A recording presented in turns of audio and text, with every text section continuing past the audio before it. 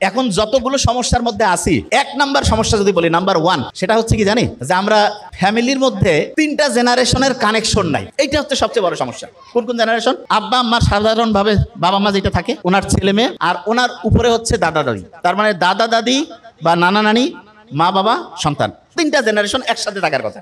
3টা জেনারেশনের একটার সাথে আরেকটা ঠিকভাবে কানেকশন না হওয়ার কারণে যতগুলো প্রবলেম এখানে আমার কাছে আসছে, সবগুলো প্রবলেম দেখলাম এই একটা জায়গাতে এর সমাধান আছে, জাস্ট একটা জায়গা। এবং সেই সমাধানটা আমরা আজকে ইনশাআল্লাহ খুব দ্রুত করে ফেলতে পারবো। এটা কিভাবে করব সেটা একটা বলি। প্রফেসর আলেকজান্ডার বলতে একজন আছে, উনি হচ্ছেন 1970-এর দশকে 2টা আলাদা আলাদা পার্ক বানিয়েছেন। একটা পার্কের মধ্যে উনি 2 রকমের বোতল রাখছেন, 2 রকম বোতল।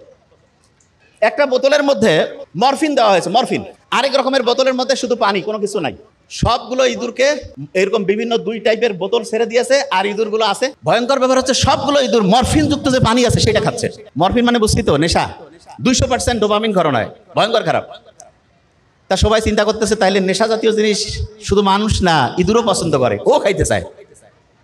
তা আলেকজান্ডার, প্রফেসর আলেকজান্ডার যিনি, উনি চিন্তা করতেছে ইঁদুর সবগুলোই দেখা যাচ্ছে মরফিন যুক্ত পানি খাচ্ছে। আচ্ছা দেখি তো, একটু এক্সপেরিমেন্ট একটু চেঞ্জ করি। কি করবো?